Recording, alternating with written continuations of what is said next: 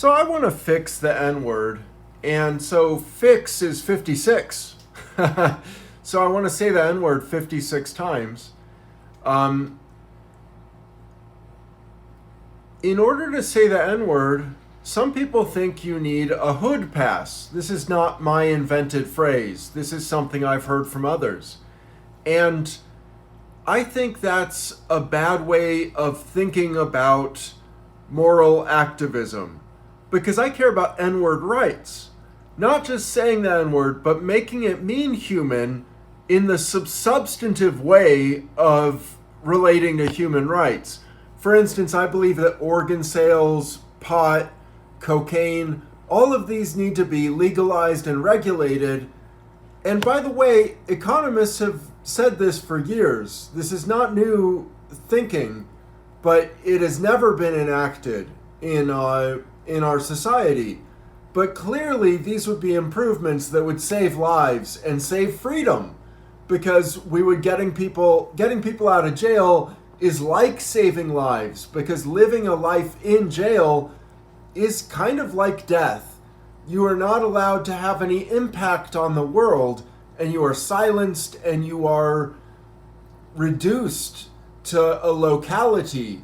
You aren't able to reach out there to society and change anything. You're silenced, you're nothing, you're shut up and censored.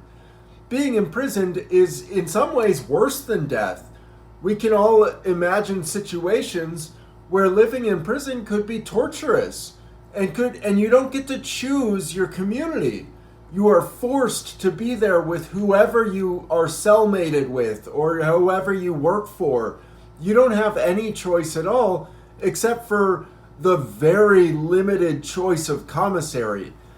Anyway, I associate the N-word with prisons, and I associate prisons with unfairness. My favorite prison movie is probably Shawshank Redemption.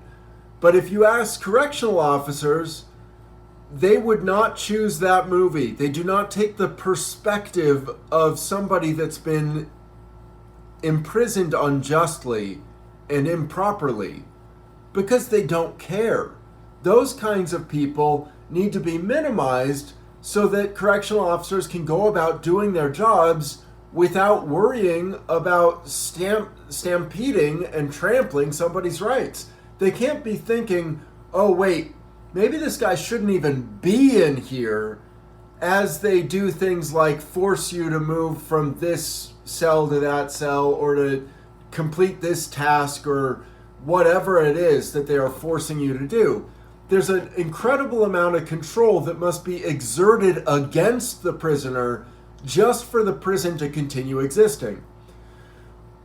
So what am I making even this video for?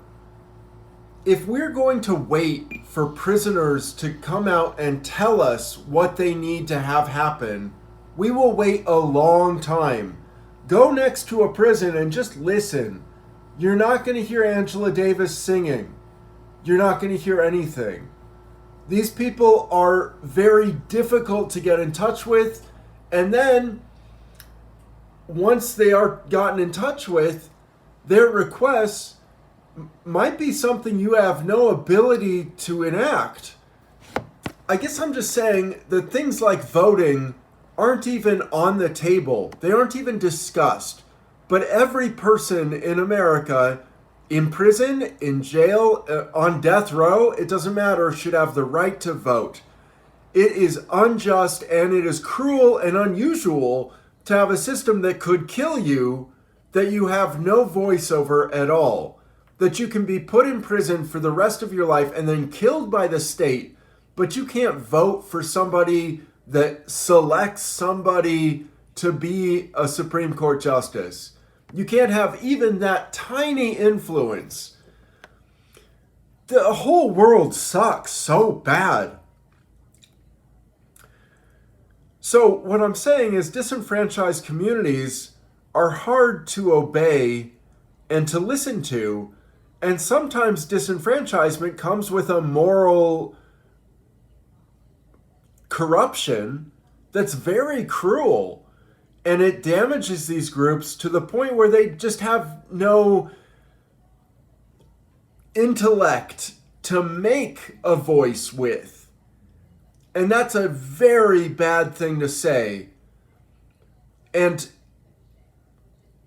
it is essentially the thought that some groups cannot speak for themselves because they are not armed with the language that they need to communicate. And I'm not sure that I even appreciate or approve or agree with that position, but I'm voicing it because sometimes it occurs to me, geez, I'd like to help this person, but I can't even really figure out how to. And sometimes what this person wants is disastrous. A gambling addict should not be doing what they do with money. To help that person, controlling their money makes sense. But you can learn this as a citizen and realize it about somebody. This person should not have control and power over their own destiny. You can learn that, and you can't do anything about it. So I guess what I'm saying is activism comes from the individual. It comes from each activist. And those activists have to use their own thinking to develop their own philosophy of activism.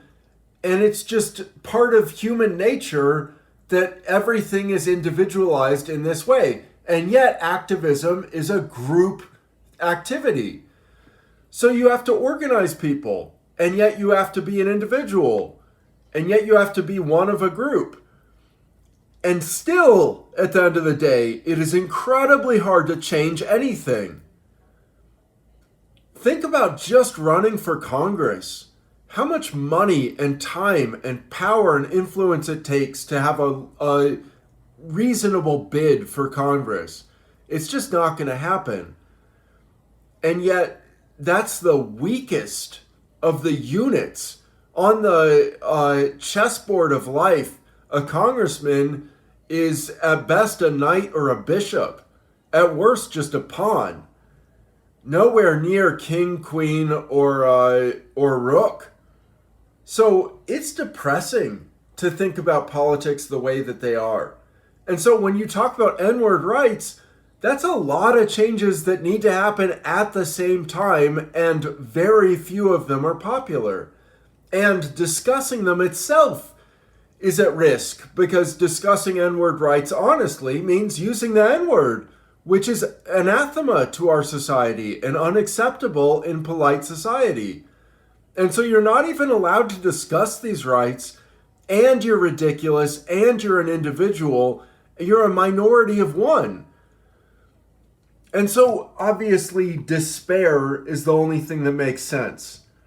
But that's an unacceptable conclusion for a human to come to, because nihilism has nothing but childishness to recommend it. And so,